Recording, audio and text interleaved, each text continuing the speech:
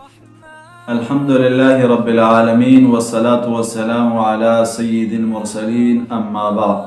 قال النبي صلى الله عليه وسلم: 4 من سنن المرسلين أو كما قال عليه الصلاة والسلام.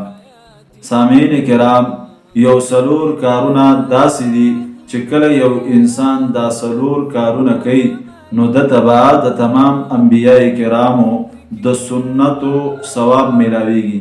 یعنی سلور کارونه داسې دي چې دا د تمام انبیاء علیهم الصلوات والتسلیمات د آدم علیه السلام نواله د نبی کریم صلی الله علیه وسلم پورې چې څومره پیغمبران راغلي دا و ټولو سنت دي دا سلور کارونه.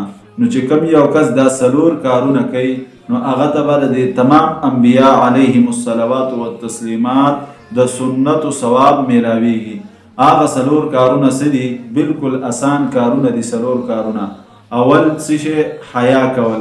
حیا کول دا یو داسې سنت عمل دی چې دا د تمام انبیاء علیهم الصلوات والتسلیمات سنت دي. دویم خوشبو لګول، عطر لګول، دم د ټولو انبیاء سنت دي. دریم مسواک کول، چې یو سړی مسواک کوي نو دا د تمام انبیاء علیهم الصلوات والتسلیمات سنت دي. او سلورم هغه نکاح کول. کم یو کس چې دا سلور عملونه کوي، دا سلور کارونه کوي نو د دې دومره ډیر ثواب دی.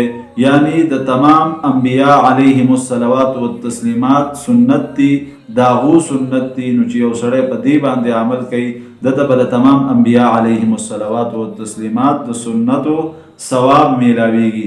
نو پکار ده چې دا درې سلور کارونه سړی په خپل ځان کې راولي. واخر دعوانا ان الحمدلله.